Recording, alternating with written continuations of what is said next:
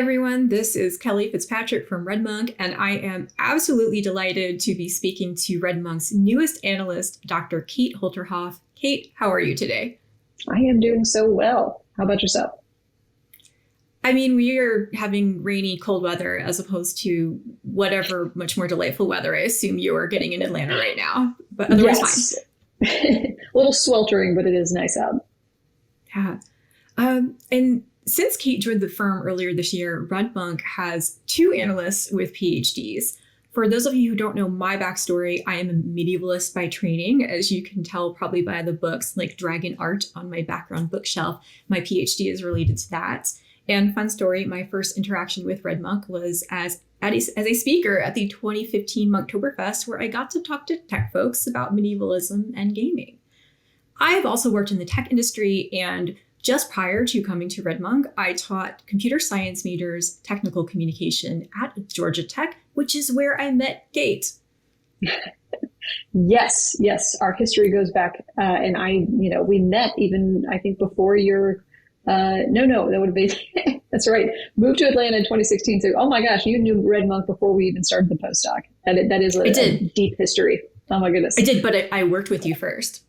Yes. Really? Oh my God. Okay. All right. Time is a flat circle. Okay. Well, a little bit about my backstory. I got my PhD at Carnegie Mellon. I am a Victorianist by training, although with my pedigree, as you can imagine, I taught a lot of engineers while I was there, especially in their communication program. And from there, I got a postdoc at Georgia Tech, met my wonderful colleague, and also taught some technical writing, technical communication sort of courses for their CS majors as well. And then after the postdoc wrapped up, I decided to move into front-end engineering at a digital marketing agency in Atlanta. Did that for a couple of years, and recently moved into doing analyst work, which really synthesizes my history, I think, in a really compelling way. And it's been an exciting move. Yeah. And Kate, you've heard me say this on many calls, like my greatest triumph of 2021 was convincing you to come work with us at RedMonk, like go leave your front-end web development job and come be an analyst, in part so that we can collaborate on topics like this, where our academic backgrounds and kind of tech industry experience and expertise intersect. And thus we are kicking off a new series, The Docs Are In, where we do just that. Yeah, I think it's a great collaboration, especially because it's such a good double entendre. Docs meaning not only the fact that we are doctors, but also that we have great interest in documentation. Your blog especially has really dug into that subject. Yeah, absolutely. And as much as we absolutely at some point need to do the Docs Are In on Docs, today, I was hoping to talk about certifications in the tech industry, in no small part because you have been working on this excellent ongoing series of articles on certifications. So to kick off the Docs Are In series, what are some of the highlights of your certification research so far? Well, I have been doing a really interesting series of interviews with folks on the topic of certifications, and I tend to focus on kind of a range of questions tied into them. A lot of them, especially in the beginning, kind of came out of my background in higher education. I was really interested in the fact that certification programs tend not to be accredited, which, struck me as kind of problematic. But I have, learned that there's a lot of merit to kind of stepping away from a sort of higher education type of model. I've also written a little bit about the fact that developers, especially kind of mid and senior level developers, tend not to talk too much about certifications. They tend to be something that folks who are just entering the workforce are more interested in. And then I guess kind of the final thing that I think is pretty interesting on that, in this sort of larger research project is trying to break down the stereotype that hiring managers are not interested in certifications. I think there was a real sort of taboo on certifications coming in the mid 2000s that a lot of cloud providers are working to undermine and to show that there really can be value with trying to pursue these certifications. for upskilling and working on what other folks are calling reskilling the labor pool. Yeah, and I think we talk a lot about how not all developers are alike, but it seems like not all engineering managers are alike either. Yes, very true.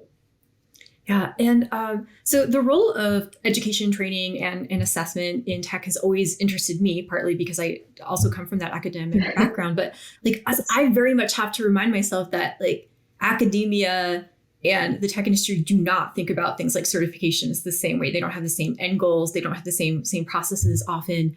And with you coming from that academic background, like what has surprised you the most about certifications in the tech industry? Oh, that's a tough one. But I would say, one of the things that has really struck me that I hear repeatedly is just the enthusiasm that a lot of certification holders have for these products. Certifications are something that, the stereotype of engineers being lazy. Certifications seem to go against that idea. There really is this desire to learn more about not only the sort of vanilla technologies like Kubernetes, but also the vendor driven products, how they can, fit into the sort of larger, sort of lifestyle of, continuously learning about new technologies and making sure that folks are using the most up-to-date and best practices available to them. Yeah, and I feel like, so you've decided to like embark an entirely new career during a pandemic. Other people are doing that as well, and you've written a little bit about this. But from what you've seen so far, how has COVID-19 kind of changed the certification landscape in tech, and how might the current kind of prospective economic climate change that in the future? Well, again, there was a lot of surprises from the folks that I spoke with. A number of individuals have said that there really wasn't a big change that they saw in the way that their certifications were, being adopted, the number of applicants, and the demographics that they represented. I would say that the biggest change that I learned about is the testing style. So many of these certification providers were moving into more online testing, having the test itself be proctored in an online manner. And this was really resisted by a number of the test takers in the experience of some of the vendors that I've spoken with. Red Hat specifically had mentioned that, there just wasn't this interest in moving that particular aspect online, that folks enjoyed going to this sort of third party outside location in order to concentrate on, doing the best that they could on these exams.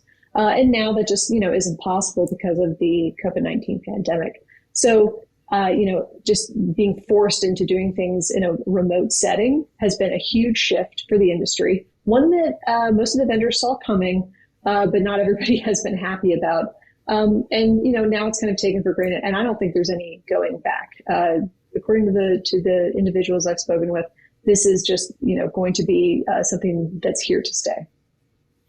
Yeah, and I very much feel that kind of upside to the going to a place to do a thing, like back when we were in offices, as a not being an everyday thing, but for instance, like I'm filming from my home office, and I don't know when my cat Ishka is going to make an appearance, especially because like she knows that you are on the screen, Kate, and she definitely wants to come and say hi. So especially if you're doing something like that can be very stressful, like an exam, like having that. I think that quiet space could be very, very useful. But then, now people who can't make it to those spaces have other options, which is probably great.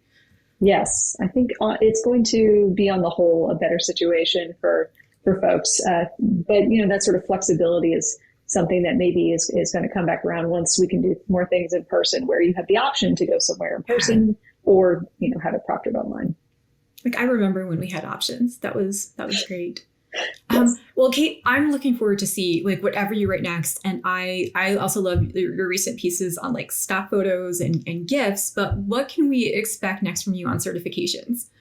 Well, got a couple things on the back burner simmering. However, the big topic that I'm really excited to get into is community. How certifications build community around either technologies or the vendors, that are providing these, in a more specific way.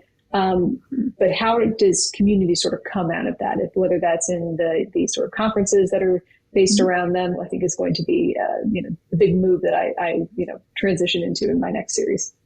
Well, I will be looking forward to that. And as we near the end of our very first The Docs Are In episode, my brain is also already planning out some of our future episodes where I know, like, I'm hoping to bring in some guests who may or may not also be docs. So, tune in for that as well, in addition to checking out, Kate's further research on certifications and other things. Thank you to those of you who are out there listening today. This is Dr. Kellyanne Fitzpatrick. And this is Dr. Kate Holterhoff. And with that, the docs are out.